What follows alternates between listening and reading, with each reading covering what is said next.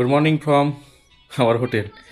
আজকে 19শে অক্টোবর, ব্লগটা এখান থেকেই শুরু করছি।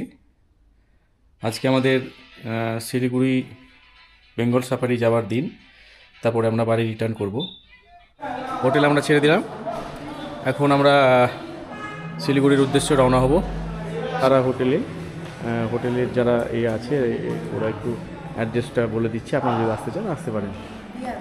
ये हमारा एड्रेस आप लोग का पड़ेगा नाम रोड, तारा पैलेस होटल का नाम, और एमजी मार्ग से नाम रोड नियर एमजी मार्ग। इनाদের ব্যবহার খুব ভালো, আপনারা যদি আসতে চান তাহলে আসবেন, অবশ্যই আসবেন। হোটেল তারা প্যালেস থেকে বিদায় জানিয়ে শিলিগুড়ির উদ্দেশ্যে রিটার্ন জার্নি শুরু করলাম।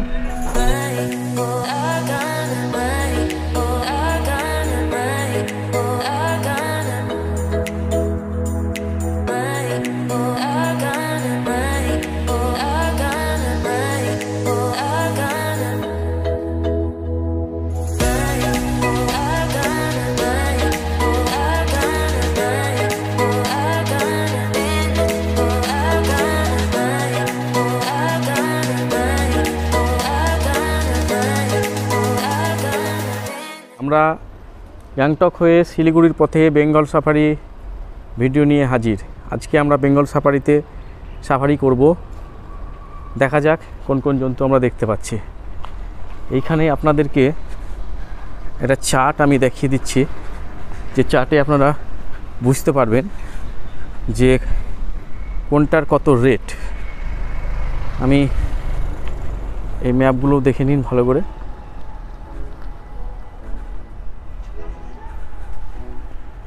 এইখানে হচ্ছে আপনার রেট চার্জ দেওয়া আছে, রেট চার্টটা দেওয়া আছে। তাহলে চলুন দেখা যাক এবং এই সফরের আমরা মজা নিই।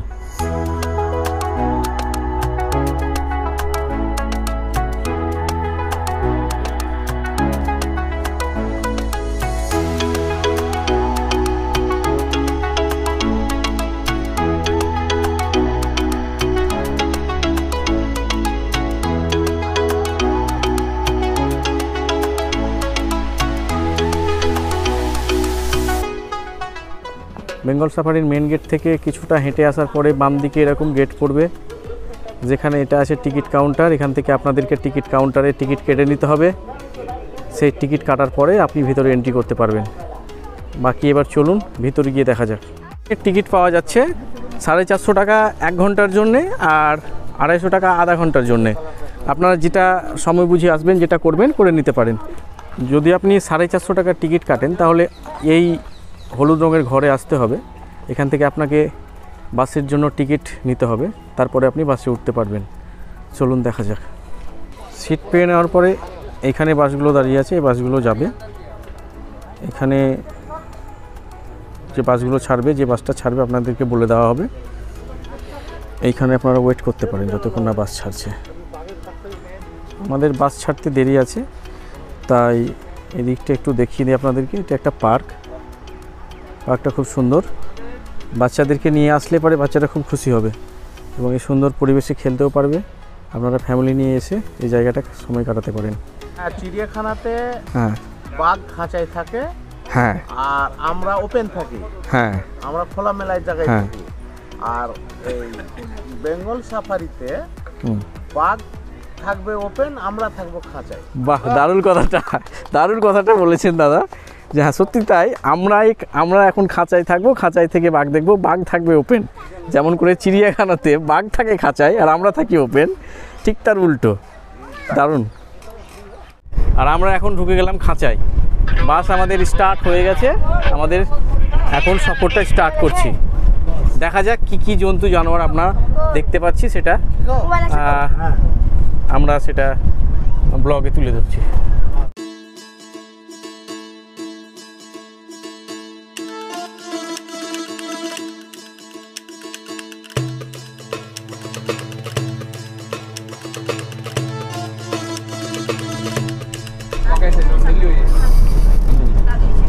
আমরা অলরেডি জঙ্গলে এন্টার করে গেলাম। দেখা যাক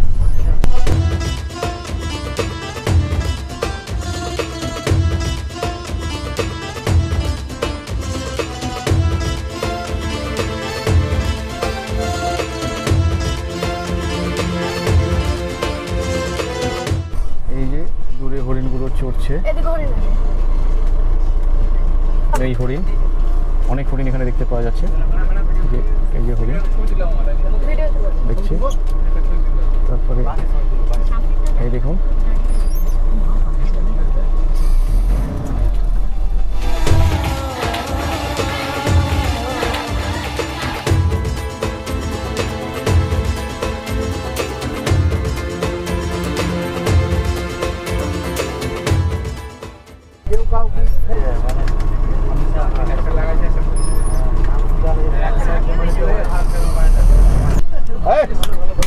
এই যে দেখেন ভালুক, ভালুক দেখা গেছে। এই দেখেন ভালুক, ভালুক ও খেতে ব্যস্ত একদম, ও খেলতে ব্যস্ত। দেখুন এখানে একটা ভালুক শুয়ে আছে,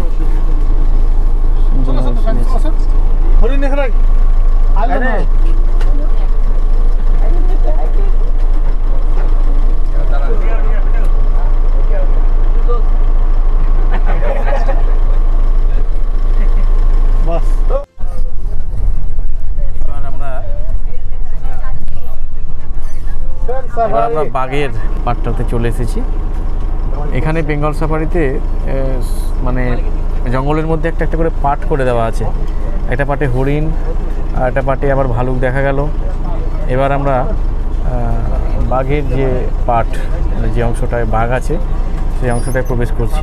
দেখা যাক আমরা বাঘ আমাদের চোখে পড়ে কিনা, যার জন্য আমরা অধীর আগ্রহে অপেক্ষা করছি।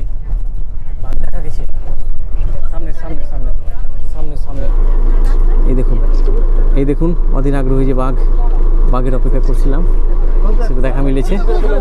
আর এইদিকে আরেকটা আছে সীতা বাঘ আর কি, এইদিকে আরো আছে।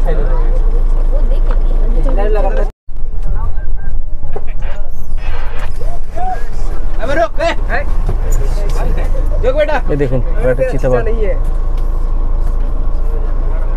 Oh my God! बेटा बाप से पंगा नहीं। हाय हाय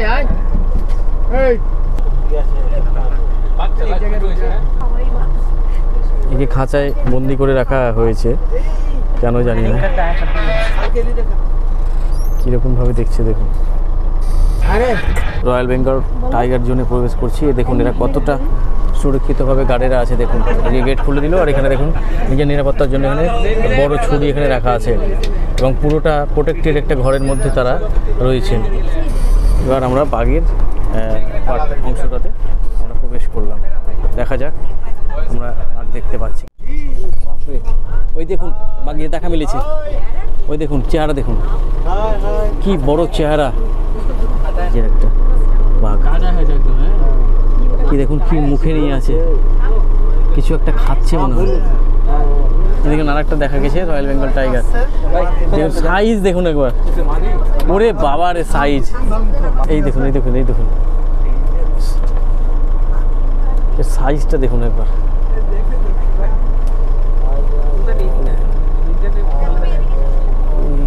आप लोग का इधर देखो, सीट में बैठ कर देखिए ना प्लीज, सीट में बैठ कर देखिए ना, क्या सर के ऊपर ऊपर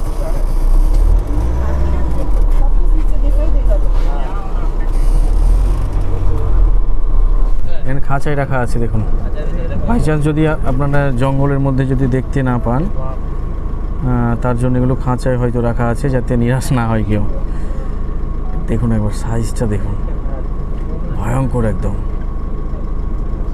রয়্যাল বেঙ্গল টাইগার একটা দেখুন ওখানে শুয়ে আছে, আর এই দেখো পাইচারি করছে, আমাদেরকে দেখেই উঠে গেল।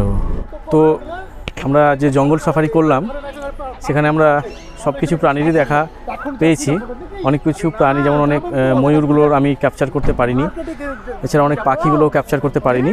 কিন্তু মেন যে আকর্ষণ সেটা হচ্ছে রয়্যাল বেঙ্গল টাইগার, যেটা আমরা দেখা পেয়েছি, এবং চিতাও আমরা দেখেছি। তো আমার মনে হয় আমাদের জঙ্গল সাফারি সার্থক হয়েছে এবং আমাদেরকেও খুব ভালো লেগেছে। যদি আপনারাও দেখতে চান তাহলে আসতে পারেন, খুব সুন্দর জায়গা, বাচ্চা কাচ্চাদেরকেও নিয়ে আসতে পারেন, খুব আনন্দ করবে। আমাকে তো খুব ভালো লেগেছে, এবং বিশেষ করে রয়্যাল বেঙ্গল টাইগারের যে সাইজ, মানে চোখে ডাইরেক্ট দেখলে বুঝতে পারবেন কতটা আর কি ভয়ঙ্কর।